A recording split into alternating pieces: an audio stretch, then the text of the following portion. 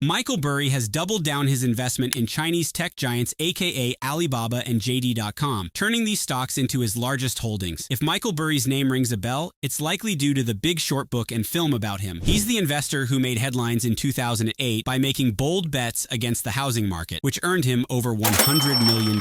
So, what's Michael Burry up to these days? Well, he's managing Scion Asset Management, his own hedge fund that invests in all sorts of things. Now, here's something really interesting. Every 3 months, Scion has to file something called a 13F with the SEC. It's like getting a sneak peek into Burry's brain, showing us where he's putting his money and what he thinks is going to happen next in the market. Isn't it exciting to think about what someone as guru as Burry is investing in right now? In this video, we're going to break down exactly what Michael Burry has bought and sold. What can we learn from his latest moves? Are there any insights we can apply to our own investments? Stick around because we're about to dive deep into his latest 13F filing and see what nuggets of wisdom we can uncover. Ready? Let's get started. Now, if you're wondering what a 13F filing is, let me break it down for you real quick. It's an SEC filing that all fund managers with over $100 million in assets under management have to file every quarter. It's like getting a backstage pass to see everything in their stock portfolios. By checking these filings quarter to quarter, we can see what they've added, what they've reduced, any new buys they've made, and what they've completely sold out of. Now, if you're new to 13F filings, here's a quick rundown. It's an SEC requirement for fund managers with over $100 million in assets. Every quarter, they file these documents to show what's in their stock portfolios. By checking these filings, you can see what they're buying, selling, and adjusting from quarter to quarter. So, what's the scoop with Burry's latest filing? What trends or strategies can we uncover? Let's take a closer look at his recent trades and see if we can extract any valuable insights that might benefit our own investment strategies. Interestingly, this challenging environment has caught the eye of several other long-term investors who see potential in these beaten-down Chinese tech stocks. It all started with Charlie Munger, who made headline with his Alibaba investment. Then, Guy Spear followed suit. And Monish Pabrai initially bought Alibaba before switching his focus to Tencent. Howard Marks also jumped in with JD.com. And now, Michael Burry has joined the fray by investing in both JD.com and Alibaba. What's particularly intriguing about Burry's moves is that he's known for his short-term, opportunistic approach to investing. However, buying into these Chinese tech giants seems to suggest he's thinking long-term. Given that many of these stocks' recoveries will hinge on improvements in China's macroeconomic environment, it's fascinating to see Burry's interest. Call it a bold bet, but it looks like he, along with other guru investors, might be playing the long game with his investments in China. Unlike many other countries, China hasn't pumped huge amounts of stimulus into its economy after COVID. This has led to a sluggish economic recovery, a consumer spending slump, and even deflation. People are feeling the squeeze. Housing prices are down, investments have lost value, and the overall economic mood is pretty grim. What's particularly notable is that while people are still spending on services, they're cutting back on purchasing goods. This is a real issue for companies like JD.com and Alibaba, which rely heavily on selling products. Even though these companies have solid business models, they're struggling because of the tough economic environment in China. So, despite their strong fundamentals, JD and Alibaba are facing significant challenges right now. It's a compelling situation that sheds light on why Burry's investments in these tech giants is intriguing. All right, let's kick things off with what Burry's been buying and selling. We'll start with his new acquisitions. He picked up 18 new stocks this quarter, but let's zero in on his two biggest holdings right now. First up, we've got JD.com, which now makes up 6.11% of his portfolio. But topping that just slightly, at 6.15%, is Alibaba. What's really interesting is how much he's ramped up these positions. He boosted his JD.com stake by a whopping 60% in Q4 and increased his Alibaba investment by 50%. Clearly, Burry isn't shy about backing these Chinese tech giants. So what does this tell us? It seems like Burry has a strong belief in the potential of these companies. For those who might not be familiar, JD.com and Alibaba are huge e-commerce giants in China, similar to what Amazon is in the US. However, they've faced some significant challenges in recent years. Just to give you a bit of context, Alibaba's stock was flying high at around $310 per share back in 2020, but it's been on a downward trajectory since then. JD.com's story is quite similar, with its stock peaking around $110 in February 2021. Both companies have seen their share prices drop by about 34% from those highs. So, this isn't just a minor dip. They've both been hit hard. The primary reason for this downturn, it largely stems from macroeconomic issues in China. Yes, there's a chance that these stocks might vanish from Burry's portfolio next quarter. In fact, he might have already sold them by now. But if you look at his investment history, you'll notice something interesting. While his portfolio is known for its randomness and frequent changes, changes, certain stocks do show up repeatedly over time. Take GEO Group, for example. Even though its performance has been all over the place, Burry has often held on to it. The same goes for JD.com and Alibaba. Despite his frequent shifts in holdings over the past year, he's consistently included these two in his portfolio. So,